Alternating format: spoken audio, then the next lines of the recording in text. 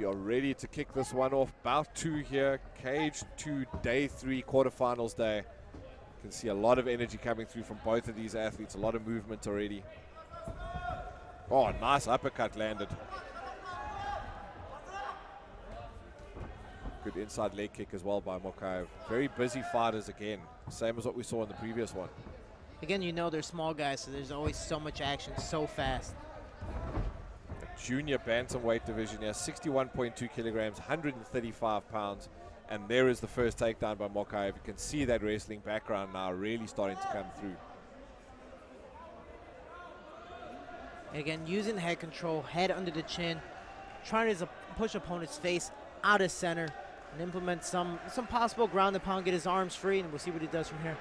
And that's a typical wrestling move, that pushing the head under the chin makes it very uncomfortable for the opponent and also makes it difficult for him to see what's coming.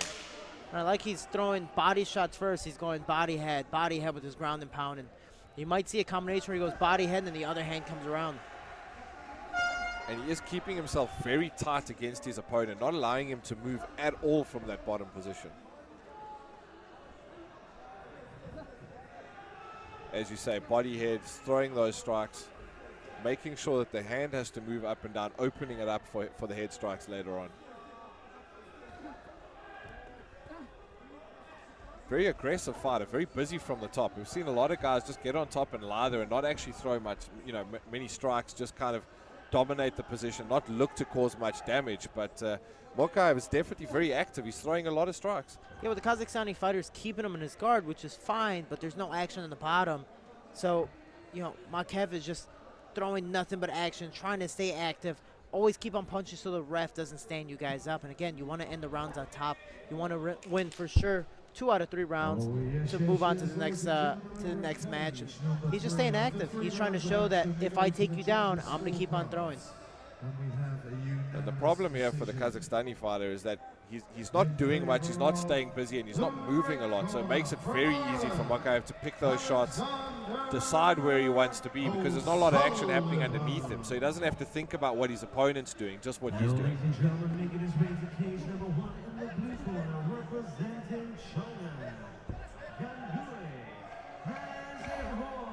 Good striking again. He's landing some big shots, not a massive amount of power, but just landing shots continuously all the way through the round will take their toll. And again, landing a lot of pop shots. But in the second round, if the Kazakhstani fighter gets taken down again, what's he going to do? Is he going to lay there again and give it 2 rounds and none? Or is he going to be active off his back, or just try to immediately stand up? And you can see that Mokaev really trying to land bigger shots as the round went on. He's feeling a lot more comfortable, a lot more time, and that's when you'll really start seeing him throw those bombs. OTEUOV definitely behind the 8 ball here after that first round. Spent a lot of time on his back. Didn't really push to try and better his position or get himself out of that bottom position. Yeah, how tough is it to come back from a round like that as a round 1? You know you're behind the 8 ball. You know you're now behind and you have a lot to do. Well, the good thing is you have to win 2 rounds. Sadly, you lost 1, but there's 2 more to go. So you have to give it your all for these last 2. And you can't relax. You can't wait. Mainly if you get taken down, you can't lay on your back because, well, the MMA rules now is pretty much whoever ends the round on top, mainly if it's majority of the round, you lost it. So you can't. If you get taken down, you have to work your way back up, or you have to go for a submission. You have to be active. I've had this discussion with a couple of people. Is the difference between whether guys want to sit down or stand up between rounds? I know there's no science behind it, but there's a lot of preference between fighters. And guys that pick one generally don't do the other. You prefer to sit or stand up between rounds? It really depends on the body type. There is a little science behind it, but everyone's different. Some people are just fatigued. They want to sit down and really recoup for that minute. I think that's more for the explosive fighters like myself. I don't mind standing because I want to keep on going. I never wanted the round to end in the first place, so I want to have my heart rate still going. But look at these guys immediately starting fast. A nice front kick there as well by Mokaev. Being driven into the cage now. You can see the Kazakhstani fighter is definitely pushing the action. He knows he's behind you. Beautiful. Oh, great reversal. Great takedown. And I like how he just circled and using that force. He ended up using his left arm as a lever and just spinning around, using his opponent's body lock as, in a sense, his own extra limb to just circle him over because he knew his opponent wasn't going to let go. He just swung him straight to his back. And wrestling is a great base for MMA. You know, it teaches you how to be able to manipulate people's bodies, move their body around, and use their own weight against them. I believe wrestling is easily the best base. I think you see from, you know, all the promotions in the world, you look at how many champions there are, and most of the time they are wrestlers transitioning to kickboxing and boxing. You look at one of the best wrestlers of all time transitioning to fighting is TJ Dillashaw. That guy at this weight class knows how to move. Actually, he looks more like a kickboxer now than he did, you know, ever as a wrestler, and he has both accolades, and it's just amazing to see somebody transition so well. And again, wrestling is that perfect base, I do believe, as a start. Now, I think there's only 1 or 2 champions out of the UFC that aren't from a wrestling base. Pretty much everyone comes from a wrestling background. And also what we see is the push of the Russian fighters as well across the world. They obviously come from a sambo and combat sambo background, which is pretty much the same thing. And I think that tailors a little bit more towards MMA because they are able to strike. They do have gloves on, and they're always going for a takedown straight to a submission compared to wrestling, just holding on. And you have to learn jiu-jitsu. You have to learn all these different tactics, and then eventually ground and pound as well. It's different to where you're going for all these takedowns and not used to getting punched in the face. And again, I know from experience, but it's the fact that, again, a lot of these countries don't have the opportunity. I know the UK, everyone's like, oh, yeah, we don't have wrestling there. It's just not a big forte for us. And it's been such a huge benefit in MMA.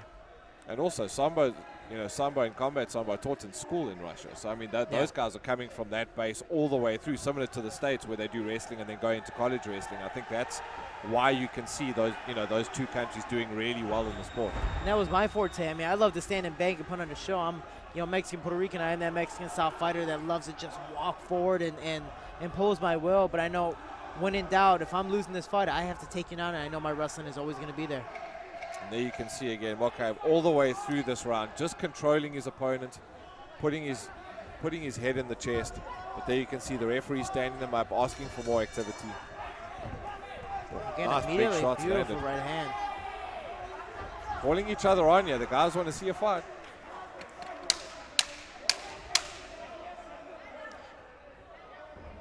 You know, the bad thing for Mokaev is every time the Kazakhstani fighter comes in to strike, he gets immediately pushed back to the fence. He's not circling, and that's 100% what he needs to do in the second round to keep himself from getting on the ground. Well, there you have it, round 2. I think the Kazakhstani fighter definitely again behind the 8 ball. He spent a lot of time on his back throughout that round. Landed some nice shots in the striking, but another tough round for him, and he's really going to have to come out in round 3 and push the action. Yeah, so if we look at it that way, it's 2 rounds and none. The mentality side is, hey, there's a little bit of sense of panic because if you don't win, it's not, you know, in wrestling you lose 2 and now you're out.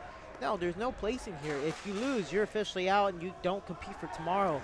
And it's the fact if you work so hard, probably even spend a lot of money for training and just to travel and get here, that you want to go all out and make it worth it and say, hey, I tried my best, there was nothing I could have done compared to woulda, shoulda, coulda, playing it safe, and always having that, in a sense of regret.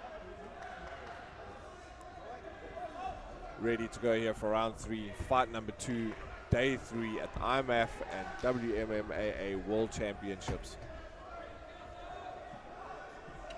And we are ready to go. You can see the Kazakhstani fighter already walking to the center there. He's pumped. He wants to go after this one and try and pull the win out.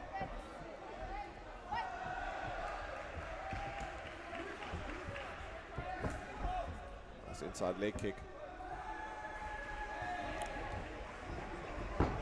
Good awareness there by Mokaev, ducking under that haymaker and shooting for the takedown. Not competing. A good work by the Kazakhstani fighter to actually stuff the takedown. Does it again. And both of them, again, beautiful wrestling, but they're so fast. Nice uppercut on the way in. Slightly clips his opponent. Still lots of movement. These guys, the conditioning on these kids is incredible. And again, I fight both weight classes, flyweight and bantamweight, and it's extremely hard to make your opponent tired. You definitely have to do in a sense a Khabib-style fight of just go, go, go, go, go to overwork your opponent. So just feeding each other out. You're not taking too many risks. Mokaev doesn't need to do anything crazy. He doesn't need to shoot in to make a mistake. It's the Kazakhstani fighter that really has to push the action here, I think. That punch almost just looked like a fake from that far out, just to try and shoot in and get the takedown. Oh yeah, and that's the thing is all these takedowns should be set up with hands or legs of, hey, get your hands up so I can easily, you know, grab your legs without any type of defense. But Mokaev takes the opponent down, and now he's on top. But you see the Kazakhstani fighter holding the head down. Is he going to transition to a triangle? He's actually got his one leg caught underneath the fighter, so he's got to bring that out to try and get that triangle in. You can see he's trying to push it out. And Mokaev's just holding on to that leg to stop him. Mokaev doing a really good job using his left knee over the leg so that leg can't get around. But from here, he needs the posture up. He's a little bit in a bad position, but he's put into guard, and that's fine. But now he needs to be active on top so the ref doesn't stand them back up. Yeah, the ref did that in round 2. I'm sure she's going to stand them up again if they're not really busy here in round 3. He is busy though. He is throwing a lot of hands. Not punches that really cause too much damage, but again, he is just showing the judges and the referee that he is in the dominant position and he is staying busy. Yeah, and again, these little pop shots show the referee that he's trying to do something compared to his opponent, possibly just holding on to the hands, holding on to the head and the body and keeping him down. He's moving, he's throwing punches, he's trying his best to stay active so the ref doesn't stand him up. But again, he's also trying to solidify and win the round, showing that there is some action. There you can see he's just pushing his opponent into the ground, and also having his head up against the cage makes it very difficult for him to actually spin out to do anything from the bottom to get out of this position. It's very good awareness by Mokaev. Or every time he gets the takedown, he drives his opponent into the cage to put him in exactly this position.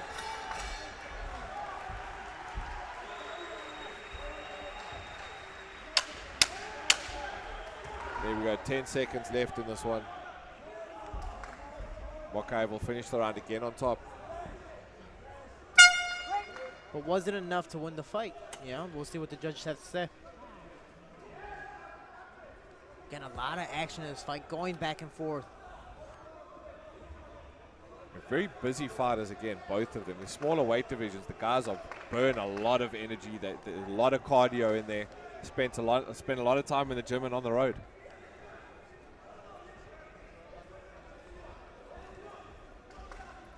Again, the small fighters like myself, we have less weight to carry, so there's just so much action, so much room for improvement. Yes, just moving. And here we go. Over cage number 4, after 3 rounds of action, we go to the judges' scorecards. And we've got a unanimous decision in favour of the blue corner for the Kingdom of Bahrain, Ali Yacoub. And now, ladies and gentlemen, over on cage 2, we go to the judges' scorecards. For your winner by unanimous decision, representing the red corner from the UK, Mokaev. There you have it, Mokaev winning by unanimous decision. Did enough throughout that fight, spent a lot of time on top, and manages to come away with the win and move on to tomorrow. Also, the nice thing for him is he didn't take too much damage today, which will serve him in good stead tomorrow as well.